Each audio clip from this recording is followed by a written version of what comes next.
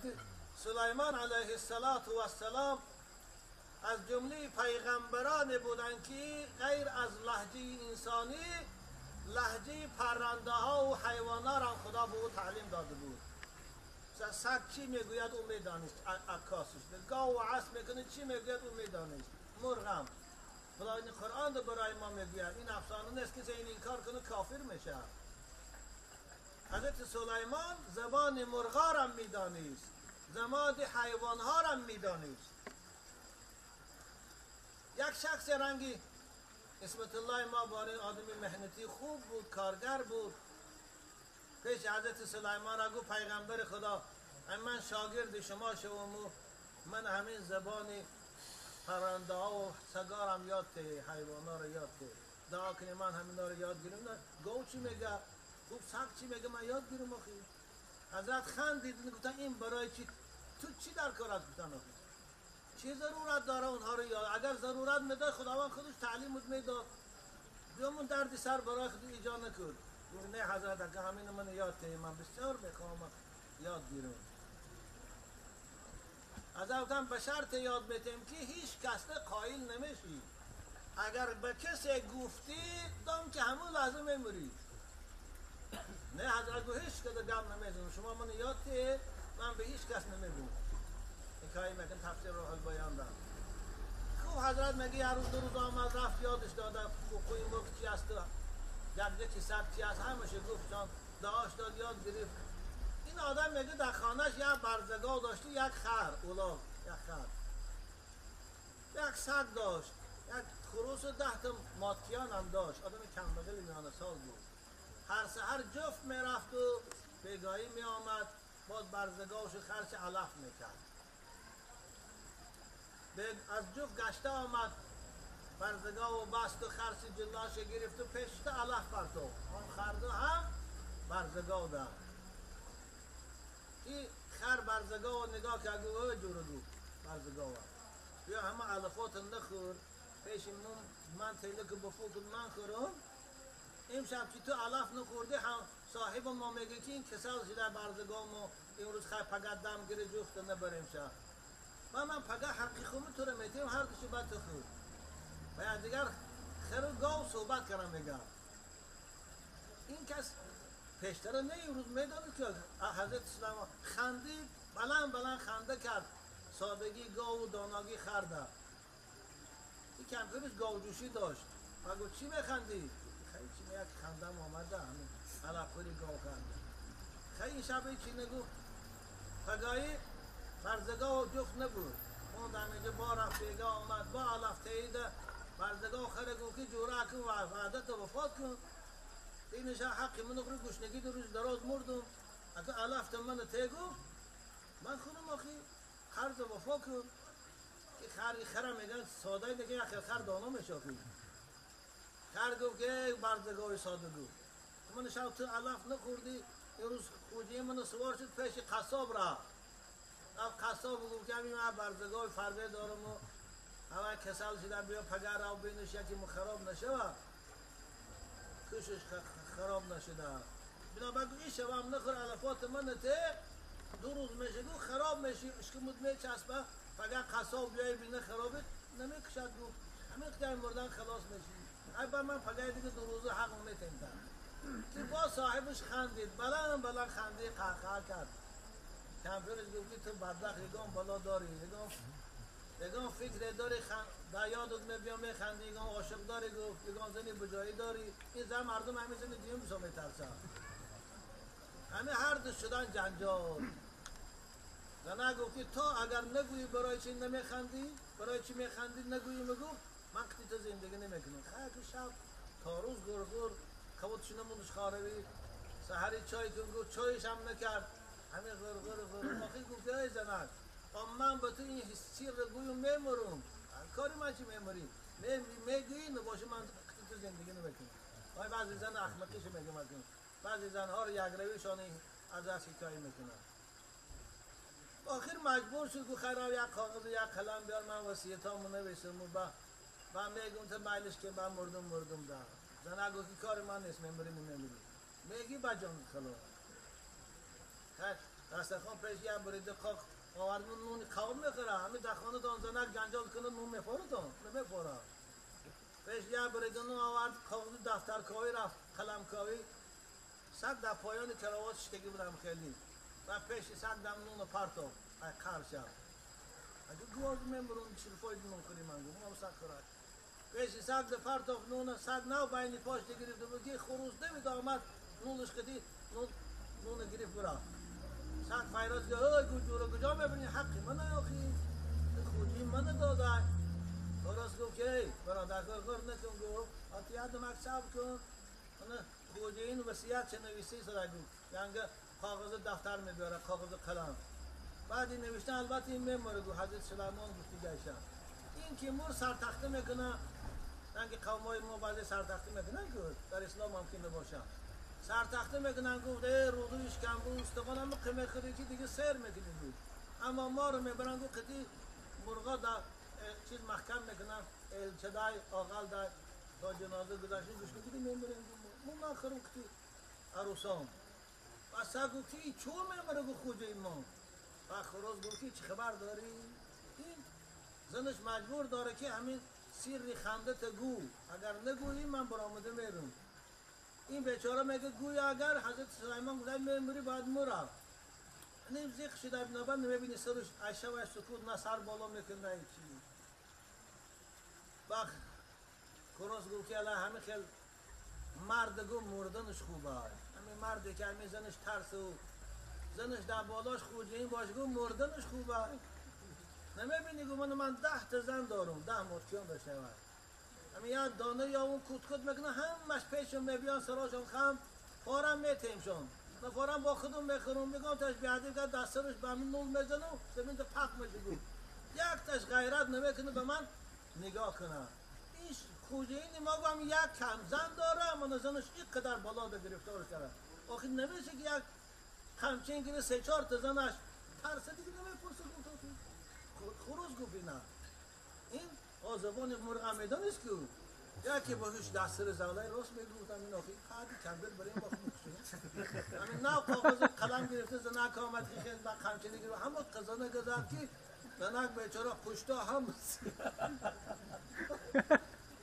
توبه کرده یا که منو پرسیدن نه تا توبه نگه زدش بیهوش که غلطان داشت با و گونه که جزای زنگی شوهر چه میپرسی که تو چیکار میکنی کجا میری پیش کی میری توبه که خیلی گفت دیگه نمیپرسم بس سرش کن انکی روح البیان این حکایه میکنه برای خاطری که برای خاطری بعضی زنهایی که در کارهای شوهر دخالت میکنن کجا رفتی پیش کی رفتی کدی کی بودی وظیفه زن خواهرای عزیز این نیست وظیفه زن پاسبانی خانی شوهر است جوان پیش پیغمبر خدا آمد منشی حاج اسلام الدین باره یا رسول الله من 3 طلا داشتم یکیش در راه خدا برای مجاهدا دادم یکیش بازار رفتم و غلام خریدم و آزاد کردم اسلام برای غلام آزاد کنه آمدگیست اسلام هیچگاه طرفدار از غلامداری نبود و نیست سیم یک تنگی طلای دیگه من بازار رفتم و برای همسرم یک لباس زیبا و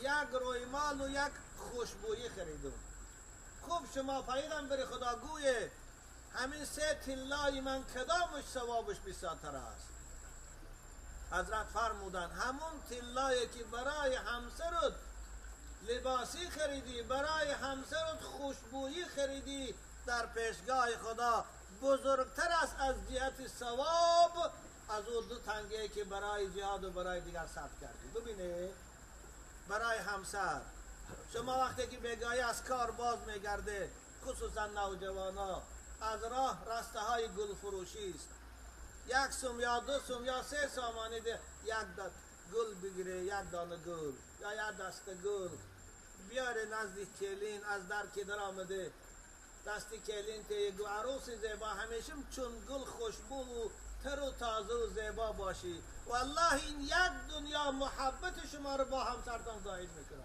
او خود 3 سامانی است اما چی قدر محبت بین شما و عروستان زیاد میشه این است جوان مردی اسلام هیچگاه نمیگذارد که همسر تحقیر کنی امروز دنیای غرب 8م مرد دارن آزادی زنان از این سال به اون سال شوهرها همسراشان و محبوبهاشان تبریک بکنند. هزار سومه که در دیگر جا صرف میکنی و ثوابش بشه.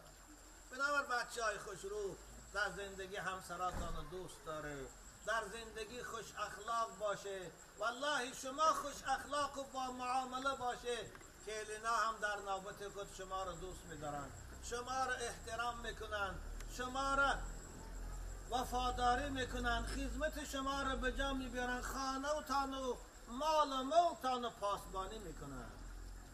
این وابسته به خود شما. بنابراین من به کلینم تاکید میکنم خداوند کدوم کلینه در این خاندان مبارک کن و اسلام دین ما سین نبشته نبیرش و ینگ کتی. کلین عزیز پروردگار بخت شیرین و زندگی خوش نصیب تان کنه. شما هم در نوبت خود شوهرتان احترام کنید، شوهرتان دوست داره، نسبت شوهر با آداب باشه. و یادم میاد شکسپیر کدام کتاب دیگه وقتای خوانده بودم، شکسپیر گفته که یک عالم فرانسوی رای بستکار است که است نمیدانم خدا در تفسیر جناب او گفته بوده آنچه از زن قلب مرا مفتون خود میسازد این خوش اخلاقی و زبان شیرینی اوست نه زیبایی او. ببینید او مسیحی است، او فرانسوی است، اما ببین چی گپی درست دست آخیر. زنی که کاش و چشم سیاه داشته باشه، زنی که قد و قامت خوشرو داشته باشه، 1000 سوم کسمتیک کنه، $1000 سرش زینت دیه، اما شوهرش احترام نکنه، نسبت شوهرش بی‌وفا باشه، نسبت شوهرش خیانت پیشه باشه. والله از این تو زن با گفت سعدی شیرازی یک خانمی که کور باشه و وفاداری با شوهر باشه او خوب است. زنی خانه نشینی چهره شب بهتر از ماهروی رخ کوکب. یک نظمم داره خاطر من برام دینا. خلاصه شکسپیر گفته بود که آنچه از زن قلبی مرا مفتون میسازد برای خودش این شیرین زبانی و خوش اخلاقیش است نه خوشروگی و زیبایی. البته بازم خوشرو هم باشه خوب بایو، لیکن خوشرویی که با کنترلش دست شود باشه ده دست شوهرش باشه در اختیار خودش نباشه با. از این سبب من برای کلین تاکید میکنم کلین عزیز شوهر تو بچم دوست دار. شوهر که از در آمد پیش شوهر رو درستا خیل، شوهر که صدا کرد در جوابش لبی گو، شوهر که هر خواهش کرد خواهش شوهر از خواهش خودت بالا دان. هیچگاه خویشاوندان شوهر خواهش شوهر تا برابر به خویشاوندان خودت نکن. خویشاوندان شوهر تا احترام کن، زایدتر از خویشاوندان خودت. خواهش شوهر بالاتر از خواهش خودت دان. او وقت شما خوشبخت میشه، او وقت شما در این خانه عزیزه و محبوبه میشه. بنابر رسول اکرم صلی الله علیه و سلم که مربی و معلم بشریتند فرمودند ایما امرأة صلت خمسها و سامت شهرها و اطاعت بعلها دخلت جنة ربها و فی روایت قیل لها ادخلی من ای باب من ابواب الجنة شئتی. هر خانمی که هر عروسی که هر کمپیری که برای موسفیدا، حالا بسیاری کمپیرها از 50-60 بالا شدن جاگشان از موسفیداشان جدا میکنن. بیچاره موسفید دیگان که اشتیام داشته باشه نمیمونش پیش آمده نیست. روی این کمپیرها سیامش کجا. پیغمبر خدا چی بگن؟ هر ایاله 5 وقت نماز چه بخوانه، رمضان مبارک روزش گیره، شوهرش احترام کنه و دوست داره، نسبت شوهرش فرمانبردار باشه، مطیع باشه. خداوند میگه روز قیامت این خانم که بیا از کدام دری از درهای جنت میخواهی بهشت درا. ببین خواهرای عزیز، مادرای عزیز، کلینای عزیز، بهشت در آمدن شما زنها وابسته به رازگی شوهراتان است، وابسته به احترام شوهراتان است، وابسته به وفاداری به شوهراتان است. امروز خیلی مصیبت هست که اکثر زنهای مسلمان، اونها را مسلمان هم گفته که نوشد، تاجیک نسبت شوهراشان خیانت میکنند. هر روز پیش من چند نفر از بچه ها شکایت از این واقعه میرن، از خیانت شوهرش. حتی بعضی هاش روبرو میقپند در خانه های خودشان. نخواد که زن مسلمان به شوهرش خیانت کند، نخواد که زن مسلمان، خوب مسلمان هم که نیست، ناموس تاجیکی و ناموس انسانی نداره که شوهر ده خیانت میکنی. خوب اگه در این باره وقتی شما رو زیاد نمیگیرم، من برای کلین تاکید میکنم، از کلین عزیز شوهر تبچم دوست دار، به اجازه شوهر از خانه به جای نرو. کجا که رفتنی هستی از کشتامنت پرس، از خسرت پرس، از شوهرت اجازه گیر. اگر اجازه تیان خواه دکتر میری، خواه بازار میری، خواه خانه پدر میری رو، اما اگر نگویند نرو بچم. خدا خواه انشاءالله فرمان بردار شوی، صاحب عزت و حرمت میشی. اما